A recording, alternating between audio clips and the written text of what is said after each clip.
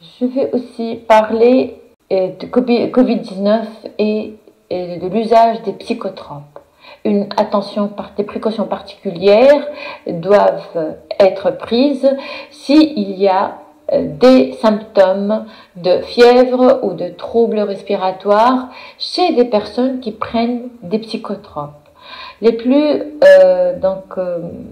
Les principales classes de psychotropes, on va les revoir avec les risques et les conditions et les conduites à tenir si symptômes évoquant un Covid+.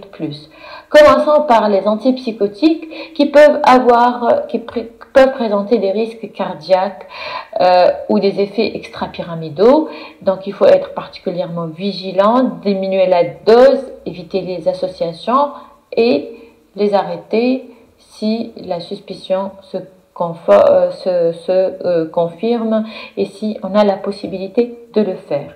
Les antidépresseurs, les inhibiteurs de la recapture de la sérotonine peuvent pour certains avoir un risque cardiaque ou un risque hémorragique en association avec les AINS qui sont de toute façon contre-indiqués. Donc, diminuer la dose et si suspicion donc de Covid+ et hospitalisation, arrêter le traitement antidépresseur et le reprendre plus tard.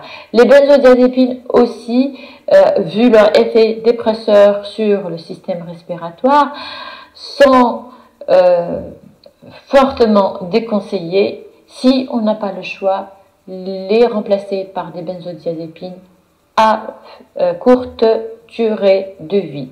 Le lithium, quand il s'agit d'hyperthymie, peut entraîner un syndrome cérébelleux, d'où donc l'importance de la diminution ou voire même l'arrêt si une grande fièvre ou si une suspicion très forte de Covid-19.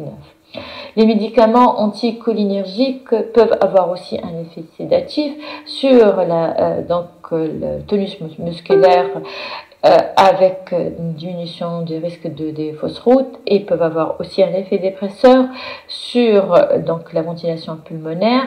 Du coup, il va falloir réévaluer la thérapeutique en les concernant et s'en passer si possible, surtout dans des situations où on est devant une personne âgée qui présente donc des symptômes de Covid-19.